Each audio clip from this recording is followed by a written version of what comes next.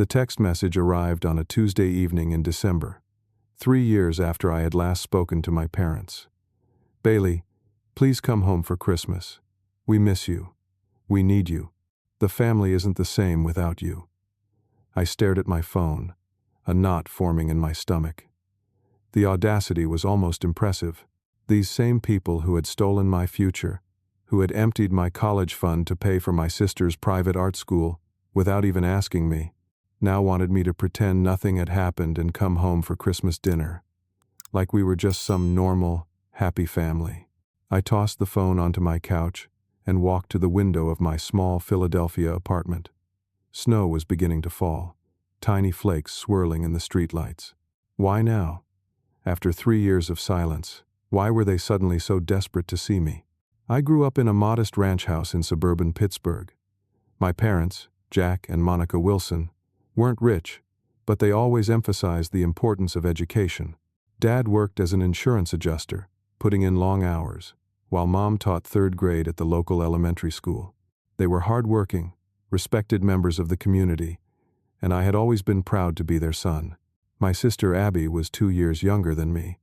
Growing up, we were close despite our differences. While I excelled academically without much effort, Abby struggled with learning disabilities that made school a constant battle for her. I often helped her with homework, patiently explaining math concepts, or helping her organize her thoughts for essays. Our parents praised my academic achievements, but saved their real attention for Abby, ensuring she had the support she needed. I never minded this. I understood Abby needed the extra help. When I was accepted to Penn State with a partial scholarship, my parents were thrilled. "We're so proud of you, Bailey," Dad said, clapping me on the shoulder. "Your college fund will cover the rest. We've been saving since you were born." That fund represented 18 years of birthday money from grandparents, summer job earnings I'd contributed, and my parents' monthly deposits. It wasn't enormous, about $40,000, but combined with my scholarship, it would see me through 4 years of college without crushing debt. My first semester at Penn State was everything I'd hoped for. I thrived in my business courses, made friends easily, and even started dating a girl named Jessica from my economics class. I called home weekly, sharing stories about professors and campus life. Mom and Dad seemed genuinely happy for me, and Abby, now a high school junior, was considering her own college options. Then came winter break. I returned home, excited to see everyone, and share my success stories in person. The house looked the same, decorated for Christmas with the artificial tree we'd had since I was 10, but something felt off. Mom hugged me too tightly, and Dad couldn't quite meet my eyes. "We need to have a family meeting," Dad announced after dinner on my second night home.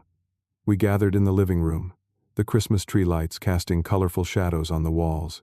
"Bailey," Mom began, her voice strained, "you know how much we've always supported both you and your sister."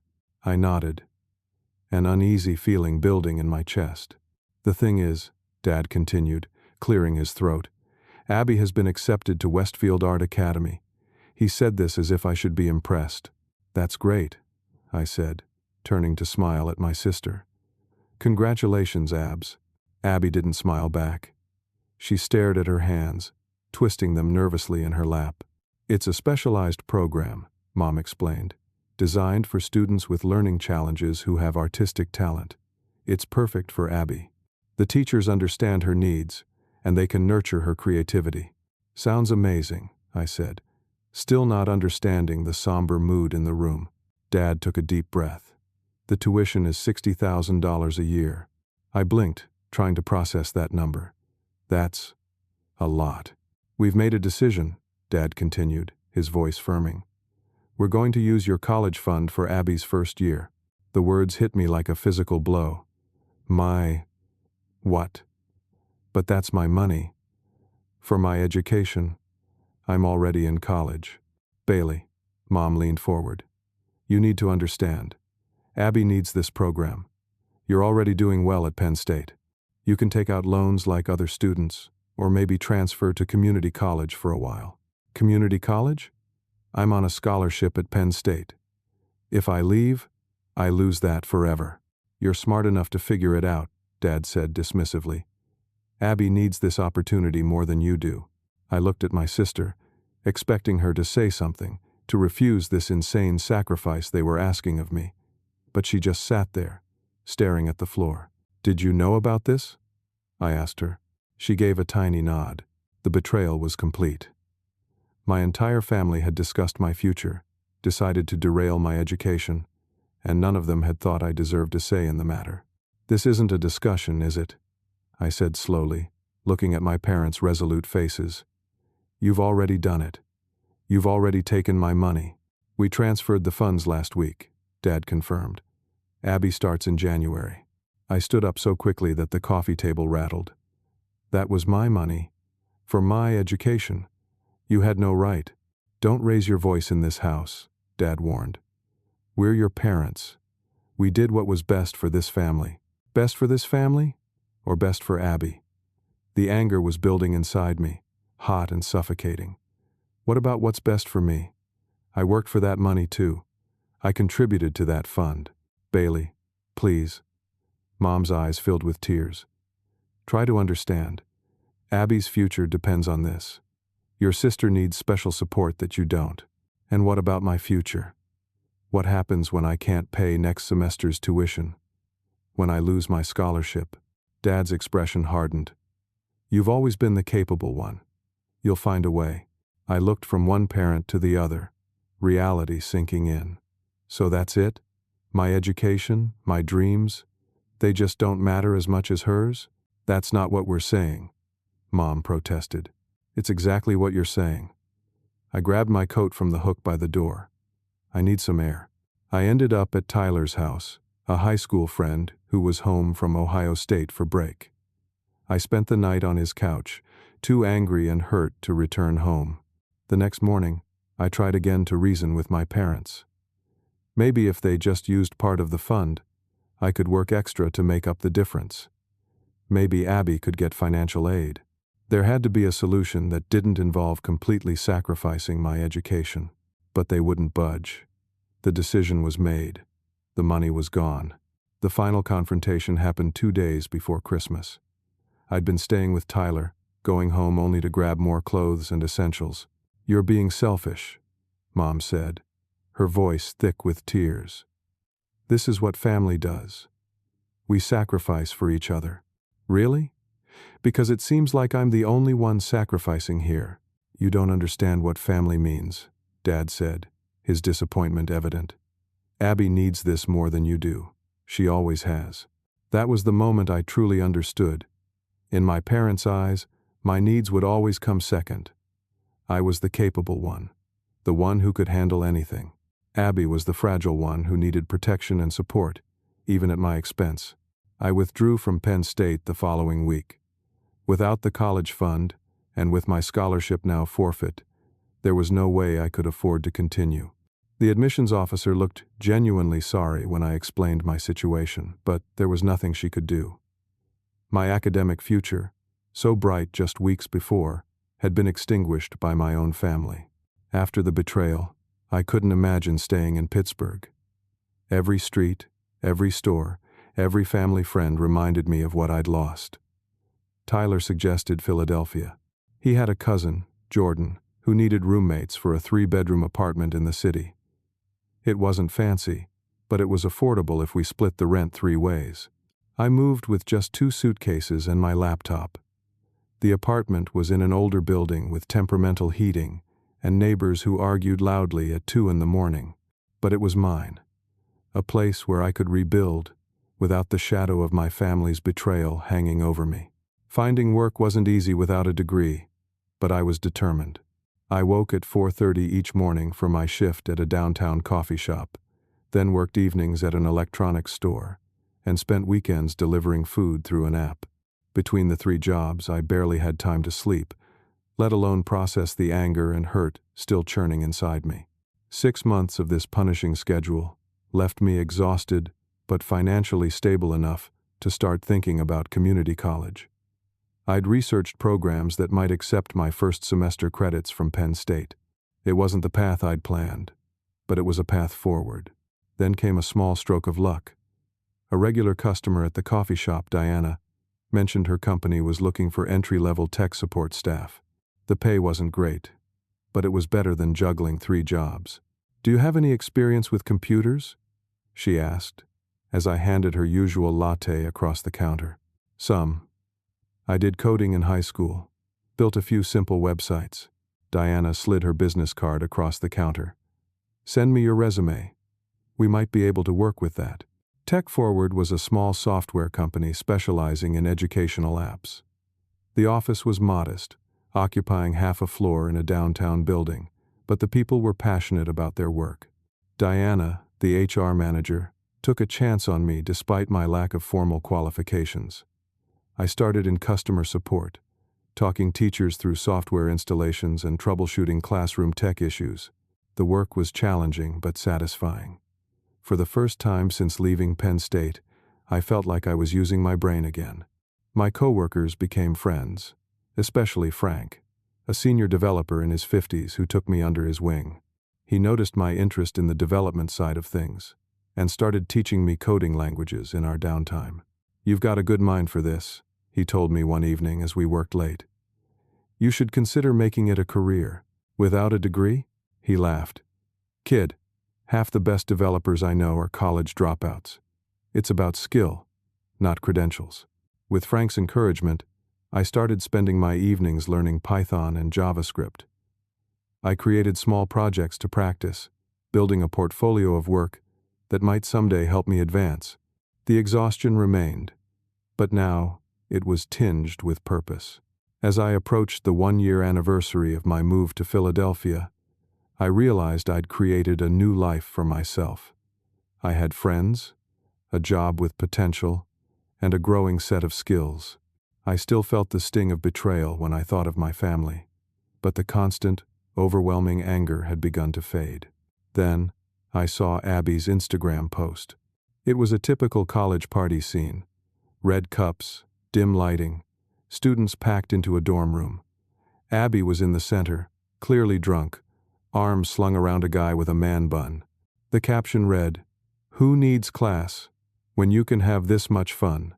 Number, art school life. Number blessed." I stared at the image, blood pounding in my ears. This was what my college fund had paid for? While I worked 3 jobs and studied late into the night, Abby was partying and skipping classes at her $60,000 a year art school. Before I could stop myself, I dialed my parents' number. Mom answered, her voice cautious. "Bailey? Is everything okay? I just saw Abby's Instagram. Is she even going to classes at that fancy school you sacrificed my education for?" A pause. "She's adjusting. These things take time." "Adjusting? She's bragging about skipping class. Do you have any idea what I've been through this past year while she's been partying on my dime?" "Bailey, that's not fair. Abby's finding herself. The creative process is different for everyone." The familiar anger surged back. "The creative process? Mom, she's wasting the opportunity you destroyed my future to give her." "You don't understand. Abby needs more time too." I hung up before she could finish. What was the point? In their eyes, Abby would always deserve endless chances, endless support, endless excuses, and I would always be expected to manage on my own. The encounter left me shaken, but also more determined than ever to succeed despite them. I threw myself into my work and studies with renewed vigor. Frank noticed the change in me. "Something light a fire under you?" he asked, after I stayed late for the 3rd night that week. I showed him Abby's Instagram post and explained the situation with my family. Frank's expression darkened as he listened. "That's a tough break, Bailey. But you know what? Sometimes the family you choose is more important than the one you're born into." He was right.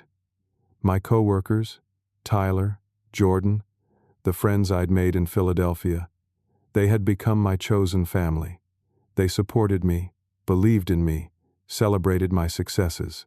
6 months later, Frank recommended me for a training program in web development. It meant staying late 3 nights a week for classes, but the company would cover the cost. By the end of the program, I had learned enough to qualify for a junior developer position that opened up when a coworker moved to Seattle. The promotion came with a significant salary increase.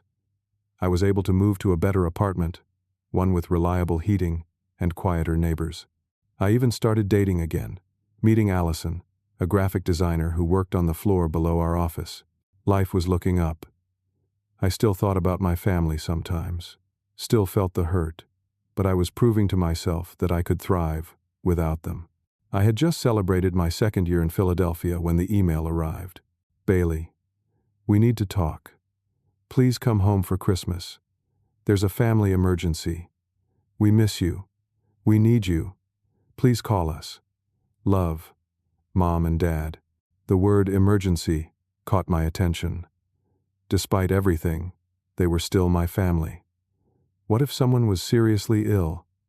What if something had happened to Abby? I showed the email to Allison over dinner that night. Are you going to call them? She asked, her brown eyes concerned. I don't know. Part of me wants to ignore it. But what if it's something serious? You won't know until you reach out, she said gently. But Bailey, whatever you decide, set boundaries. Don't let them hurt you again. I nodded, knowing she was right. Allison understood family complications. She'd been estranged from her own father for years before they slowly rebuilt their relationship. I'll think about it, I promised. But I already knew I would call. Despite everything, I needed to know if they truly needed me. The email from my parents kept me awake that night. What constituted a family emergency in their minds? Was someone sick, in trouble with the law, or was this just another manipulation tactic? I discussed it with Tyler and Jordan over breakfast the next morning. Sounds like bait to me, Jordan said, pouring himself more coffee. They ignored you for 2 years, and now there's suddenly an emergency? Tyler was more measured. You don't have to decide right away. Maybe call and get more information before committing to anything. Their caution made sense, but a part of me needed to know what was happening back home. That evening, I called Allison and asked her advice again. I went through something similar with my dad, she said. Her voice was soft through the phone. After my parents divorced, he basically disappeared for 3 years. Then suddenly he wanted to be part of my life again. What did you do? I was angry at first. Didn't want anything to do with him. But curiosity got the better of me. I agreed to meet him for coffee.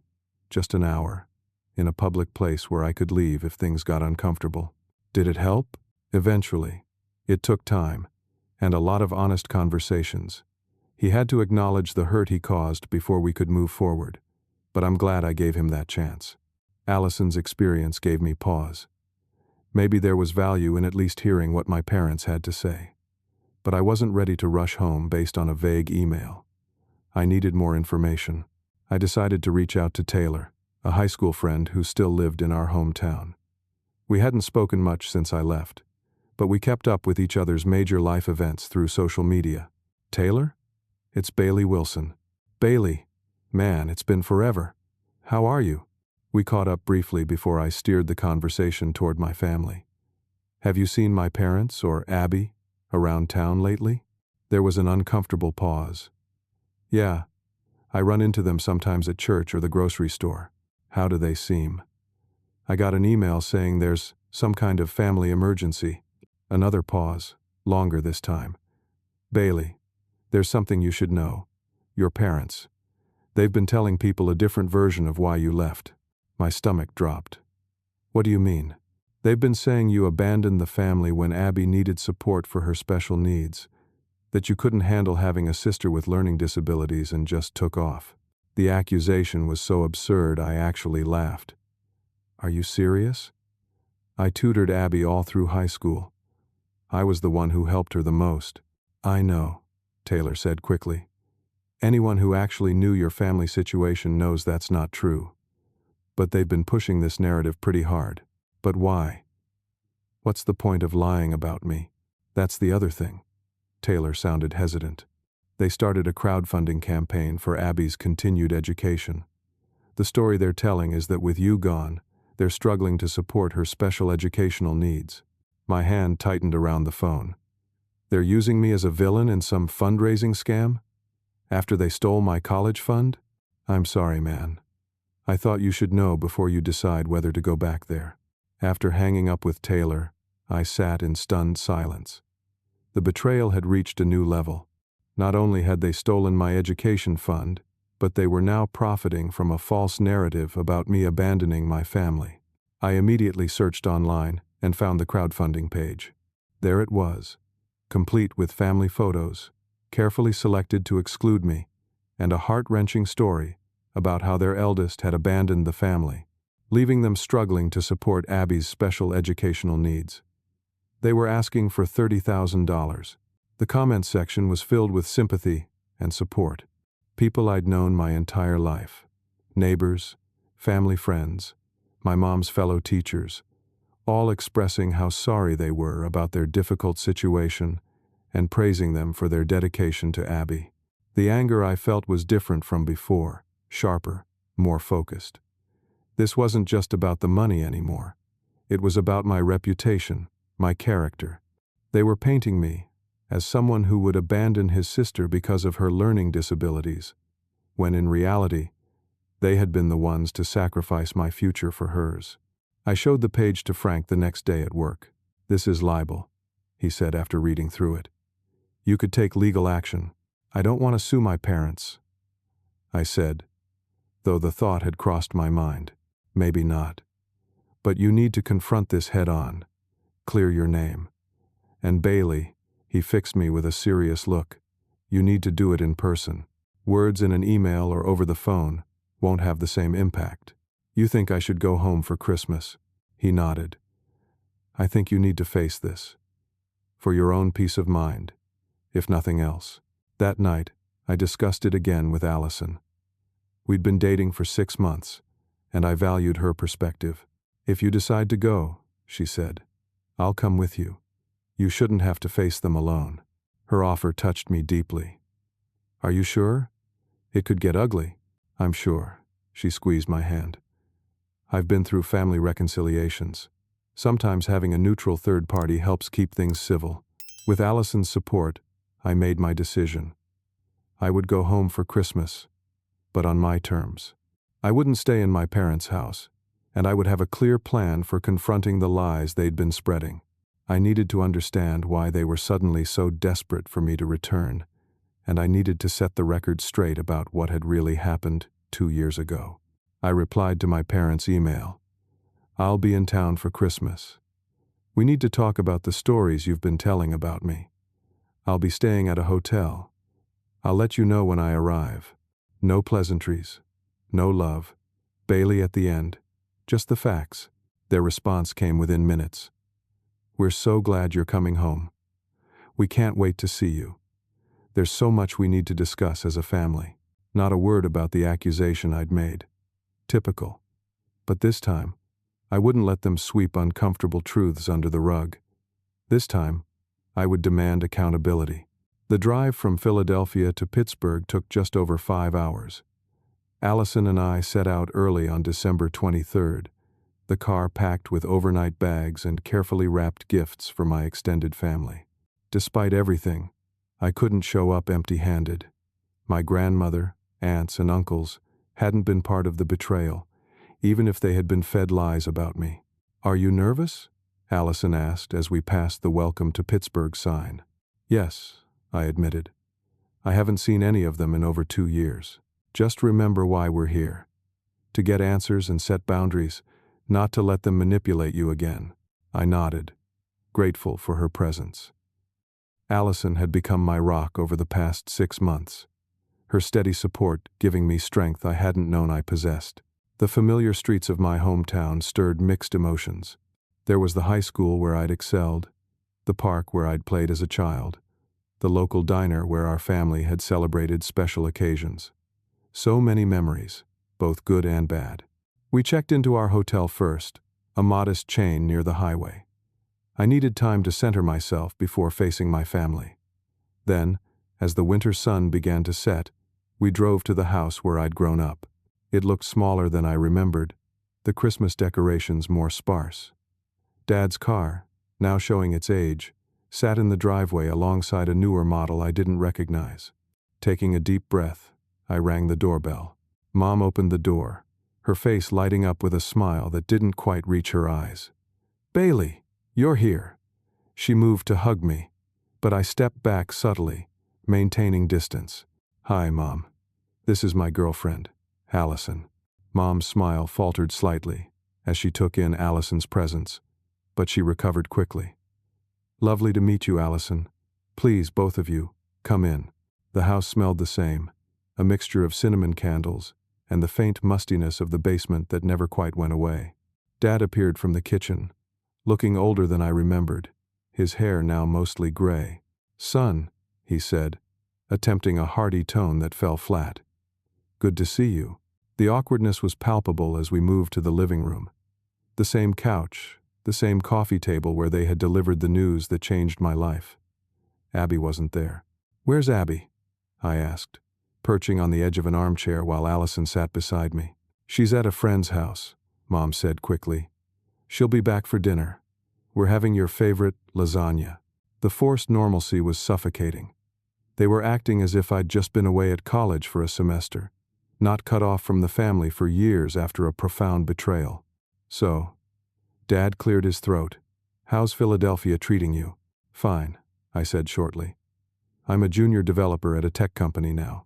"That's wonderful," Mom said, clasping her hands together. "We always knew you'd do well." The conversation continued in this vein, painfully superficial, avoiding any mention of the past or the family emergency that had supposedly prompted their plea for me to return. After 30 minutes of this charade, I'd had enough. "What's the emergency?" I asked bluntly, interrupting Dad's question about the Philadelphia Eagles season. They exchanged glances. "We'll discuss everything over dinner," Dad said, "as a family." Dinner was a tense affair. Abby arrived just as Mom was setting the table, looking shocked to see me there. She had changed, her once vibrant personality subdued. She gave me an awkward hug and a whispered hey before taking her seat. The meal progressed with forced cheerfulness, my parents asking Allison polite questions about her work and background. I noticed they skillfully steered the conversation away from any mention of how Allison and I had met or any details about my life in Philadelphia. After dessert, the doorbell rang. To my surprise, Uncle Scott and Aunt Linda arrived, followed by my mother's sister, Aunt Patricia, and her husband. I hadn't expected to see the extended family until Christmas Day. Uncle Scott, my father's brother, had always been straight-talking and no nonsense. He approached me with a stiff handshake. "Bailey, been a while. Your parents say you've been too busy to visit." I raised an eyebrow. "Is that what they told you?" "Scott," my father interjected, "let's not get into all that tonight." Uncle Scott looked from me to my father, sensing the tension. "Jack, what's going on? You said this was a family reunion." "It is," Mom said quickly. "We're just so happy to have Bailey home." The evening deteriorated into an uncomfortable gathering, with my extended family clearly unaware of the real circumstances of my absence. Uncle Scott, never one to let things lie, cornered me in the kitchen as I helped Mom clear dishes. "Why have you been avoiding your parents, Bailey?" "They've been going through a tough time with Abby's school situation." I set down the plates I was carrying with a sharp clack. "Did they tell you why I left in the first place? Did they mention emptying my college fund to pay for Abby's art school without even asking me?" Uncle Scott's expression shifted from accusation to confusion. "What are you talking about?" Before I could answer, Dad entered the kitchen. "Bailey, can you help me with something in the garage?" I followed him, sensing this might be the moment when the truth would finally come out. But once in the garage, Dad merely fumbled with some Christmas decorations, making small talk about neighbors and local news. "Dad," I interrupted, "why am I really here? What's the family emergency?" He sighed, suddenly looking every one of his 55 years.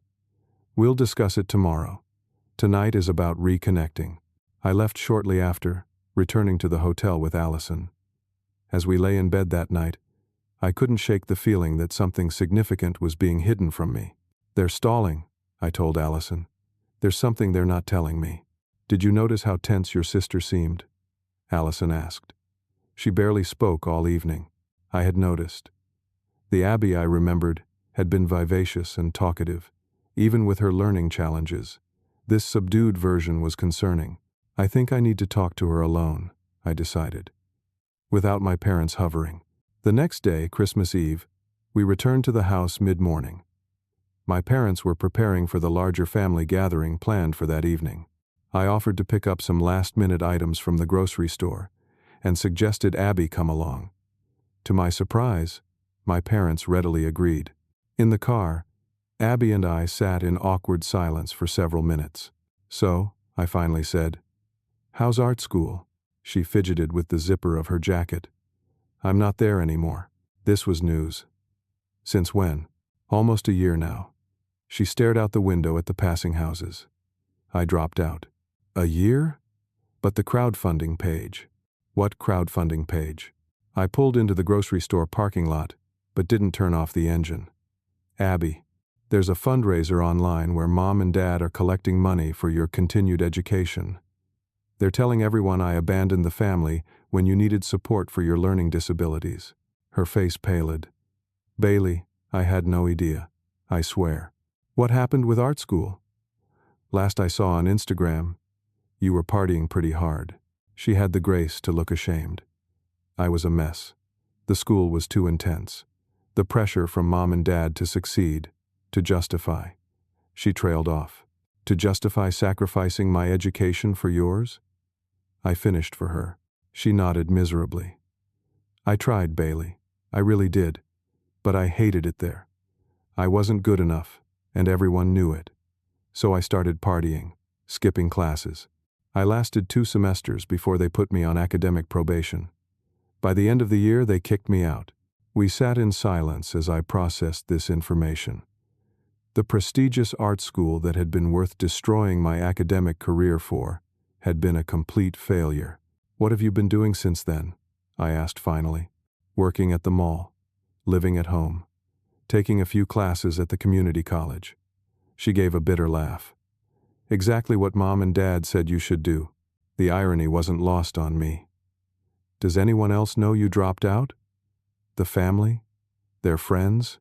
She shook her head. "Mom and Dad told everyone. I'm taking a sabbatical to focus on my portfolio. No one knows I flunked out." Something didn't add up. "If you're not in school, why do they need money for your education? What's the real emergency they wanted me home for?" Abby looked uncomfortable. "You should ask them that." After getting the groceries, we returned to the house. While helping Mom in the kitchen, I noticed a stack of mail on the counter. When she stepped out to answer the phone, I quickly rifled through it. Bill after bill, many stamped with final notices and threats of collection. A letter from the bank regarding a past due mortgage payment. Evidence of financial trouble far beyond what I had imagined. That evening, as relatives began arriving for the Christmas Eve gathering, I pulled Abby aside again. "The house is in financial trouble, isn't it? That's why they wanted me to come home." She nodded reluctantly. "They took out a second mortgage to keep me in art school, even after I started failing. Then, when I dropped out, they were stuck with the payments. They're months behind now." The pieces were finally falling into place. This wasn't about reconciliation or family bonds. It was about money. My parents needed financial help, and they'd decided I was the solution. I found my father in his study, ostensibly looking for a family photo album. Confronting him directly, I laid out what I'd discovered. "You're in financial trouble, and that's why you wanted me home. You're hoping I'll bail you out." Dad's expression hardened. "We're family, Bailey. Families help each other. Like you helped me, by stealing my college fund and then lying about me to everyone we know. We didn't steal anything. That money was for either of our children's education. Abby needed it more. And now that she's dropped out and the money's gone, you need me to step in." The audacity was breathtaking. "You've been running a fraudulent crowdfunding campaign using lies about me, and now you expect me to give you more money?" Dad's face flushed with anger. "We did what we had to do. If you hadn't abandoned your sister when she needed support." "I didn't abandon anyone." My voice rose despite my efforts to stay calm. "You threw me away. You decided my education, my future, meant nothing compared to Abby's. And now you're trapped in a financial mess of your own making, And your solution is to guilt me into fixing it? The commotion had drawn attention. Mom appeared in the doorway, followed by Aunt Patricia and Uncle Scott. "What's going on?" Uncle Scott demanded. "Ask them," I said, pointing at my parents. "Ask them what really happened 2 years ago. Ask them about emptying my college fund without asking me, forcing me to drop out of Penn State. Ask them why they've been lying about me abandoning the family when they were the ones who betrayed me." The room fell silent. Mom's face crumpled. "Bailey, please, it's Christmas Eve." "Yes, it is," I said, grabbing my coat. "And I'm spending it with people who actually care about me. Allison, let's go." As we left, I heard Uncle Scott demanding answers from my stunned parents. Good. Let the truth come out. Let them face the consequences of their actions for once. Back at the hotel, Allison held me as the anger gave way to profound sadness. "They haven't changed at all," I said into her shoulder. "They still see me as nothing more than a resource for Abby." "I'm so sorry, Bailey," she whispered, stroking my hair. "You deserved better from them." That night, as Christmas Eve turned to Christmas morning, I made a decision. I would get to the bottom of this situation once and for all. If my parents wanted me back in their lives, it would be on my terms, with complete honesty and accountability for their actions. Christmas morning dawned clear and cold. Instead of presents and family breakfast, I spent it on my laptop, diving deeper into my parents' financial situation. A text from Abby confirmed she was okay, but that the house was in chaos after my revelations the night before. "Uncle Scott is furious," she wrote. "He had no idea what really happened with your college fund. At least one person in the family was on my side. But I needed more information." Using my tech skills, I searched public records for information on my parents' property and found the second mortgage they'd taken out, a substantial sum that exceeded what they should have been able to afford on their salaries. I decided to reach out to Marcus, another high school friend who now worked at First Pittsburgh Bank, where my parents had always done their banking. It was a long shot, but worth trying. "Bailey Wilson," Marcus said when we met for coffee later that day. "Man, it's been forever." After catching up briefly, I explained my situation. "I'm not asking you to break any banking confidentiality," I assured him. "But if there's anything you can tell me about how college funds typically work, I'd appreciate it." Marcus looked uncomfortable but thoughtful. "I can't discuss specific accounts. But hypothetically, a college fund set up when a child is born would normally be in a custodial account, with the parent as custodian until the child turns 18 or 21, depending on the state. And after that, typically the child would become the legal owner, though the parent might still have access as a joint account holder." This confirmed my suspicion. So, if the parent emptied that account after the child turned 18, without their consent, hypothetically, Marcus emphasized, that could be problematic from a legal standpoint, especially if the child had contributed their own money to the account. I had turned 19 just before starting at Penn State. If what Marcus was saying was true, my parents might have actually committed financial fraud, not just a moral betrayal. "One more thing," I said. "How would someone check the history of such an account? To see, for example, how much was really in it at various times?" Marcus hesitated, then wrote something on a napkin. "Hypothetically, one might request account statements going back several years. A person would need to know the account number and have proper identification." The napkin had a web address for the bank's records request form. "Thanks, Marcus. This is helpful." "Bailey," he said as I stood to leave, "whatever you find, just remember that legal action can burn bridges permanently. Make sure it's what you really want." His warning gave me pause, but I was too far down this path to turn back now. Using the information Marcus had provided, I filled out the records request form for my college fund account. I'd memorized the account number years ago, having proudly contributed to it from various summer jobs. As an account holder, I had a legal right to these records. While waiting for the bank to process my request, I received a text from Aunt Patricia asking to meet. Of all my extended family, Aunt Patricia had always been the most perceptive and fair-minded, We arranged to meet at a local coffee shop that afternoon. "Bailey," she said when I arrived, giving me a warm hug. "I've been wanting to call you for 2 years, but your parents insisted you wanted space from the entire family." Another lie to add to the list. I never said that. I suspected as much. She stirred her coffee thoughtfully. "Last night, after you left, quite a lot came out. Scott practically demanded answers, and your father finally admitted what they did with your college fund. How did everyone react? Shocked, angry on your behalf. No one had any idea." She reached across the table to squeeze my hand. "Bailey, I want you to know that if I'd known what happened, I would have helped you. We all would have." Her words were a balm to a wound I hadn't realized was still so raw. "Thank you. That means a lot. There's something else you should know," Aunt Patricia continued. "This isn't the first time your parents have favored Abby at your expense." "What do you mean?" She sighed. "When you were younger, your grandfather left some money specifically for your education. Your father convinced him to change the terms of the gift to make it available for either child. Even then, they were redirecting resources meant for you to Abby. This was new information, and it stung. Why? I don't understand why they've always put her needs above mine."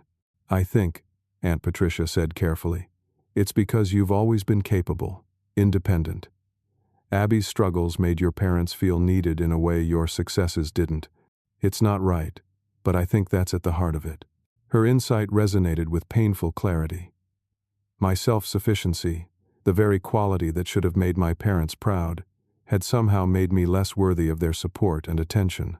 As we continued talking, my phone buzzed with a text from Abby. "Can we meet? There's something I need to tell you." I agreed to meet her at a park near our old high school. When I arrived, she was sitting on a bench, bundled against the cold, looking small and vulnerable. "Thanks for coming," she said as I sat beside her. "What's up?" "I've been doing a lot of thinking since yesterday. About everything." She took a deep breath. "I found something you should see." From her purse, she pulled a folder containing bank statements. "I was looking for my birth certificate in Dad's desk and found these. They're from your college fund account." I opened the folder with shaking hands. The statements dated back 5 years, showing consistent deposits, as expected. But then, starting about 3 years before I began college, there were periodic withdrawals. "They were taking money out of your fund for years," Abby said quietly. "For my tutoring, for special programs, for educational assessments, long before the final withdrawal for art school. The betrayal ran even deeper than I had imagined. My college fund had been gradually depleted for years, without my knowledge. By the time I started at Penn State, it contained far less than the $40,000 my parents had claimed." "Did you know about this?" I asked Abby. She shook her head miserably. "I had no idea until yesterday." "Bailey, I'm so sorry. If I'd known they were taking your money for my stuff, I never would have allowed it." Looking at my sister's genuine distress, I felt my anger shift more decisively away from her and toward our parents. Abby had been manipulated too, made dependent on their support and approval.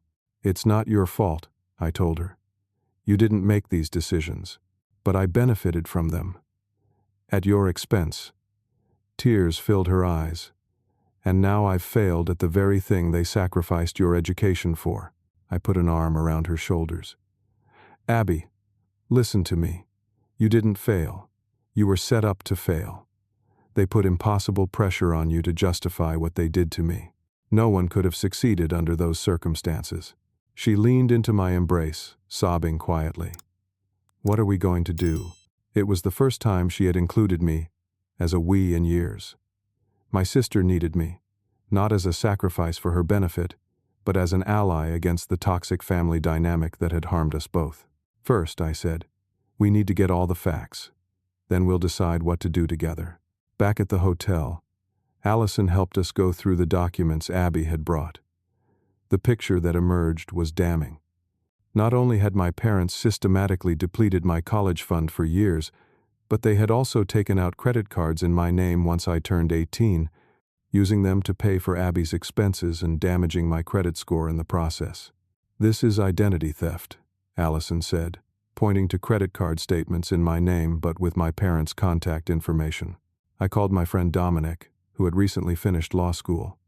After explaining the situation, he confirmed what we suspected. Bailey, this goes beyond a family disagreement, he said gravely.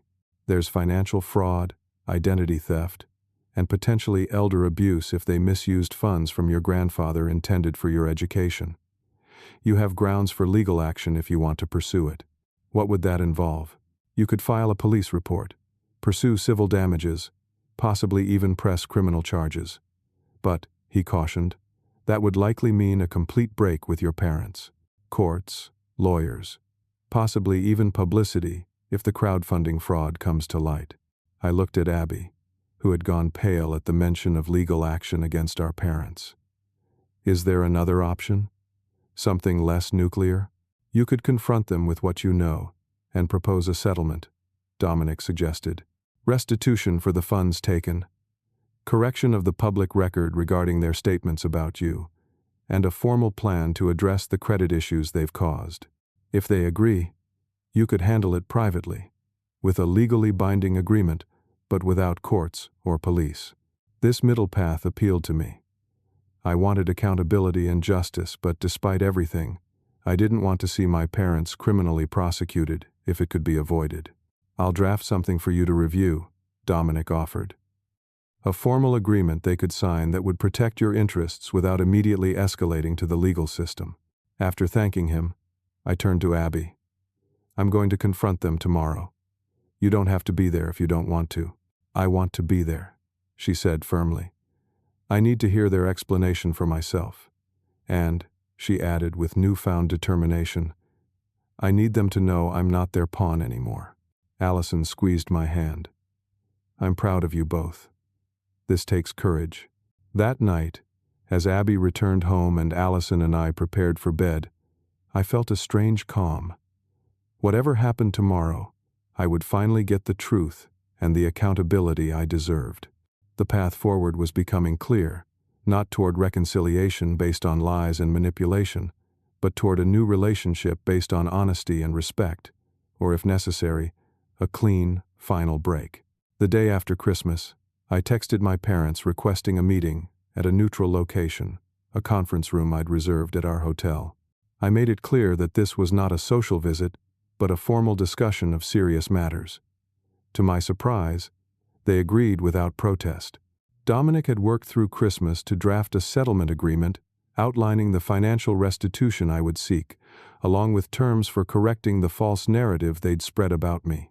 The document was comprehensive but fair, offering them a path to make amends without legal consequences.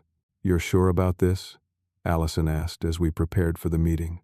Once you show them this document, there's no going back to pretending everything is normal. I'm sure, I said, straightening my tie. I've spent 2 years rebuilding my life after what they did. Now it's time for them to acknowledge the damage and take responsibility. Abby arrived first, looking nervous but resolved. They don't know I'm coming, she admitted. I told them I was meeting a friend.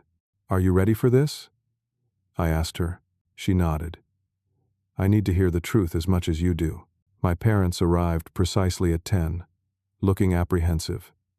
They hadn't expected to see Abby there, and certainly not sitting beside me, presenting a united front. Mom's eyes widened, and Dad's mouth tightened into a thin line. What's going on? Dad demanded. Abby, what are you doing here? Sitting with my brother, she replied simply. I gestured to the chairs across the table. Please sit down. We have a lot to discuss. Once they were seated, I placed a folder on the table between us. This contains bank statements from my college fund, showing systematic withdrawals dating back to my sophomore year of high school. It also includes credit card statements for accounts opened in my name without my knowledge or consent, and documentation of the crowdfunding campaign where you've been spreading lies about me. Mom paled, and Dad's face flushed red. Before they could speak, I continued. I've consulted with a lawyer who confirms that what you've done constitutes financial fraud and identity theft. These are criminal, offenses. Now wait just a minute, Dad began, his voice rising.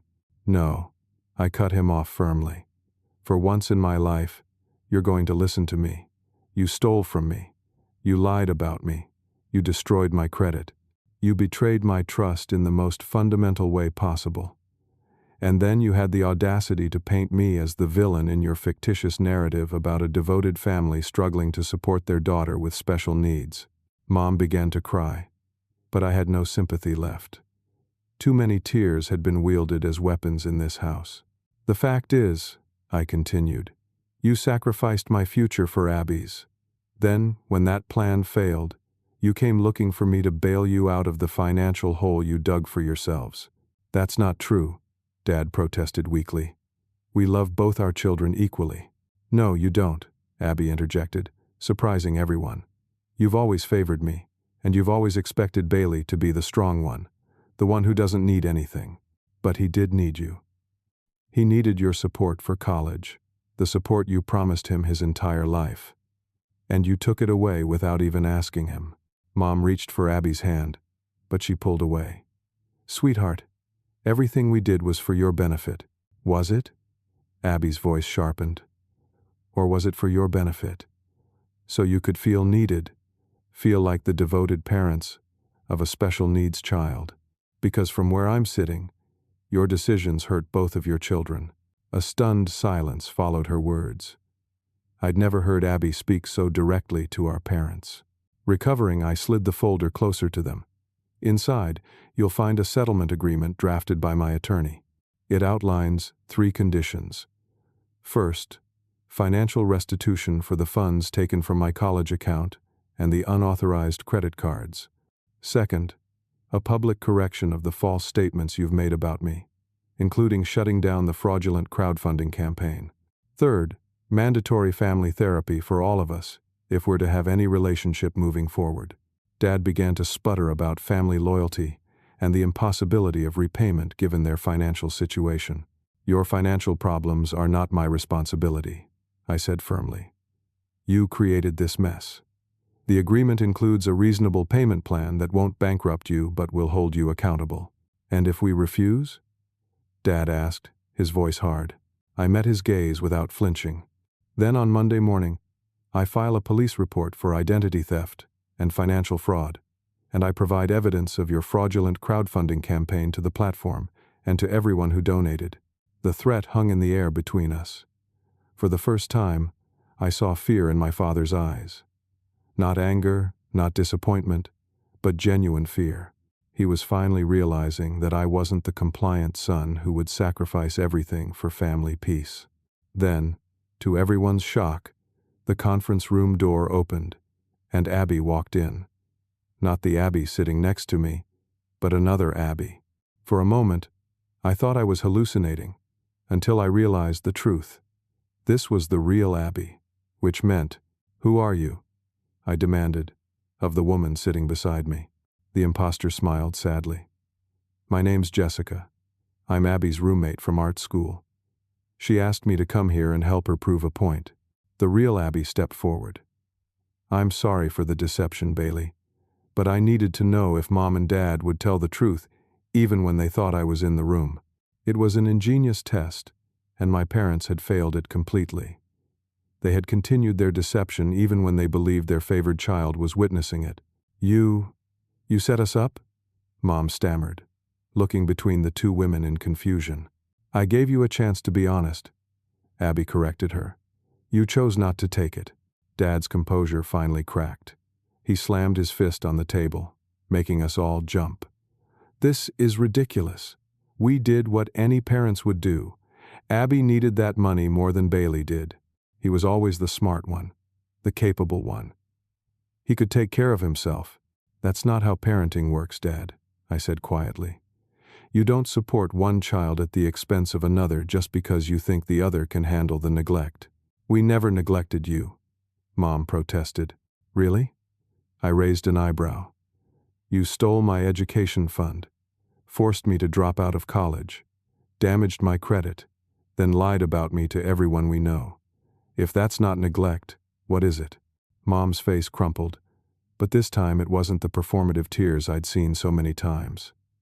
Something in her expression had changed, a realization dawning that couldn't be denied. "It was wrong," she whispered, shocking everyone, including Dad. "What we did to you was wrong, Bailey. I've known it for a long time, but I couldn't admit it, even to myself." Dad stared at her in disbelief. "Monica, what are you saying?" "I'm saying we failed our son, Jack." Her voice grew stronger.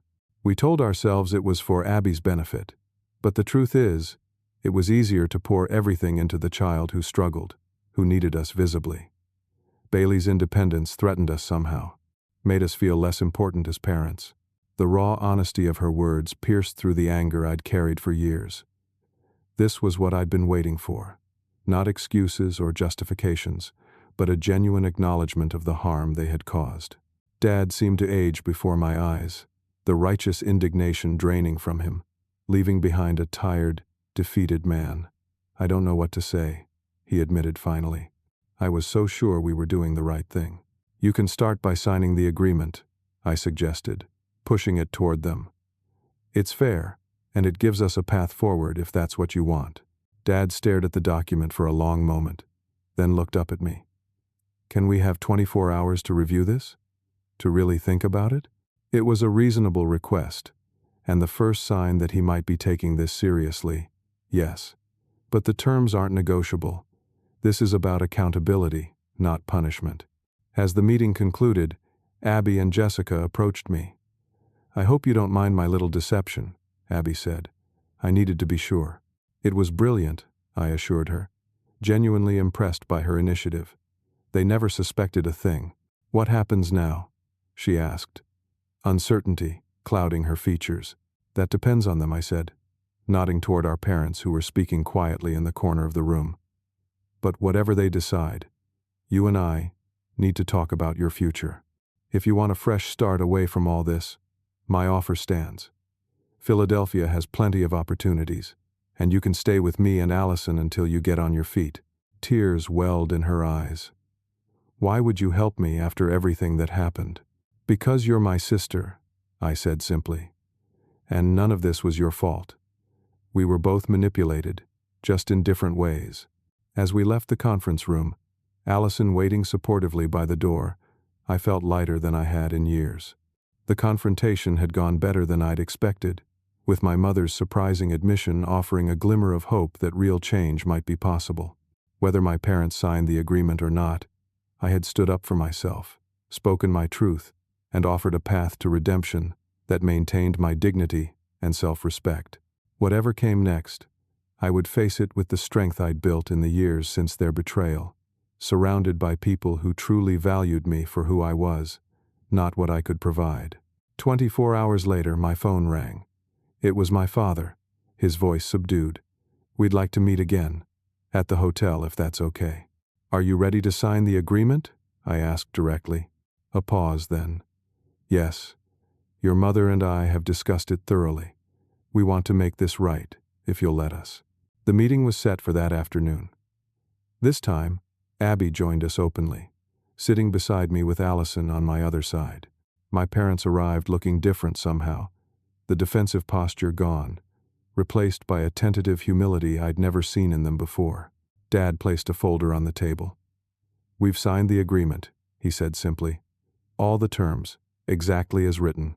I opened the folder, half expecting to find alterations or conditions, but the document was signed without changes. More surprisingly, there was an additional sheet of paper, handwritten. "What's this?" I asked. "A personal apology," Mom explained, her voice soft but steady. "From both of us. The agreement covers the legal and financial aspects, but we felt you deserved something more personal as well." I read the letter silently, Allison's hand warm in mine. It was a comprehensive acknowledgement of every wrong they had committed. Not just the financial betrayal, but the years of emotional neglect that had preceded it.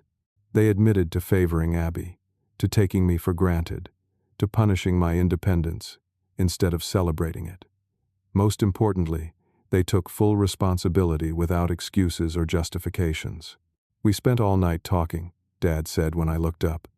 Really talking, maybe for the first time in our marriage, about how we've failed as parents, how we let our own insecurities shape our relationship with you. We don't expect forgiveness, Mom added. We know we haven't earned that yet. But if you're willing to give us a chance to try, we'll do the work. It was the most honest conversation we'd ever had. No manipulation, no guilt, just painful truth finally brought into the light. The therapy requirement in the agreement is non-negotiable, I reminded them. We all need professional help to work through this. We've already made appointments, Dad said, surprising me again. For ourselves as individuals, and for family sessions if and when you're ready. Abby, who had been quiet until now, spoke up. I'm moving to Philadelphia with Bailey, she announced. I need a fresh start away from all this. But, she added, looking at our parents, I'm willing to participate in the family therapy remotely. Mom's face showed pain at the news of Abby's departure, but she nodded acceptance. We understand. We've made you both feel suffocated in different ways. There's one more thing, Dad said, reaching into his pocket. We've drafted a statement correcting the record about you, Bailey. We plan to post it on the crowdfunding page before shutting it down, and to send it to everyone who donated or heard our lies about you. He handed me a printed statement that pulled no punches. It acknowledged that they had taken my college fund without consent, that I had not abandoned the family but had been forced into independence by their actions, and that the crowdfunding campaign had been based on false information. We'll also be refunding all the donations, Mom added. It's the right thing to do. For the first time since discovering their betrayal, I felt a small spark of respect for my parents. Not trust, not yet, but respect for their willingness to face the consequences of their actions publicly. Okay, I said finally. We'll try, one step at a time. The next day was Uncle Scott's traditional post-Christmas gathering. With my parents' permission, I shared the true story with the extended family, including the signed agreement and their public apology. The reactions ranged from shock to outrage on my behalf, but ultimately, support for the path toward reconciliation we had chosen. Uncle Scott pulled me aside during the event. I'm proud of you, Bailey. Not just for succeeding despite what happened, but for handling this with such maturity. Many people would have chosen a more destructive path. I considered it, I admitted. But in the end, I wanted justice, not revenge. That's the difference between a man and a boy, he said, squeezing my shoulder. You've become a fine young man, no thanks to your parents. Though, he added thoughtfully, they seem genuinely remorseful now. We'll see if it lasts, I said, not quite ready to fully believe in their transformation. Time will tell, Uncle Scott agreed. But I'll be watching them like a hawk from now on, making sure they honor their commitments to you. Having allies in the family who knew the truth and would hold my parents accountable was reassuring. For too long, I had carried the burden of their betrayal alone. Now, finally, the truth was out, and with it came a network of support I hadn't expected. 3 months later, back in Philadelphia, my life had evolved in ways I couldn't have predicted. Abby had moved into her own small apartment, not far from mine and Allison's place. She was taking classes at the community college, studying business administration rather than art, and working part-time at a local cafe. The independence suited her, and our relationship as siblings had grown stronger without our parents' manipulative influence between us. At work, I received a promotion to senior developer following a successful project that had caught the attention of the company's leadership. With the promotion came a significant salary increase and tuition assistance for continuing education. I applied to an evening business program at Temple University, picking up the educational path that had been interrupted 3 years earlier. My parents were honoring the agreement meticulously. The monthly restitution payments arrived like clockwork, and they were actively participating in therapy, both individual and family sessions conducted via video call. It would take time to rebuild trust, but the foundation was being laid brick by brick. 1 year later, on Christmas Eve, I hosted a holiday gathering at my apartment. Allison, now my fiancée, had helped decorate the place with tasteful lights and greenery. Abby arrived first, bringing her new boyfriend, a kind-hearted engineering student she'd met in class. My chosen family from Philadelphia was there too: Tyler, Jordan, Frank and his wife, and several co-workers who had become friends. And yes, my parents came too, driving in from Pittsburgh for the occasion. There was still awkwardness between us, the ease of family relationships not yet fully restored, but there was also genuine effort on both sides. They brought thoughtful gifts, asked appropriate questions about my work and studies, and treated Allison with warmth and respect. Most importantly, they maintained appropriate boundaries, no longer expecting me to solve their problems or sacrifice my needs for the family. The balance had shifted toward health, toward mutual respect, rather than one-sided obligation. As we gathered around the table for dinner, I looked at the faces of those present, this blend of family by birth and family by choice. 3 years ago, I had lost not only my college fund, but my sense of security and trust in the people who should have protected me. The journey since then had been painful, but ultimately transformative. I had learned that sometimes the greatest strength comes not from enduring injustice silently, but from standing firmly for what is right.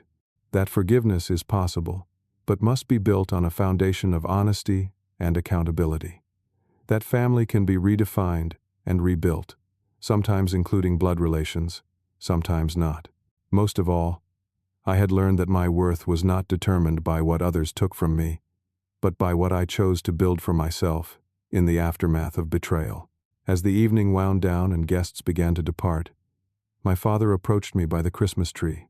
"I know we have a long way to go," he said quietly, "but I want you to know how proud I am of the man you've become, Bailey. Not because of anything we did, but despite our failures." It was perhaps the most honest thing he had ever said to me. I nodded, accepting the compliment and the admission it contained. "One day at a time, Dad," I replied. "That's all any of us can do." And in that moment, surrounded by the life I had built from the ashes of betrayal, I knew that whatever challenges lay ahead, I would face them with the resilience and integrity that had carried me this far. My story wasn't defined by what my parents had taken, but by what I had created in its place: a life of purpose, surrounded by people who valued me not for what I could provide, but simply for who I was. Have you ever had to rebuild after a betrayal by someone you trusted? What helped you move forward? Please share your thoughts in the comments below. And don't forget to like, subscribe, and share this story if it resonated with you. Thank you for listening. And remember that your worth is never determined by how others treat you, but by the strength you find within yourself.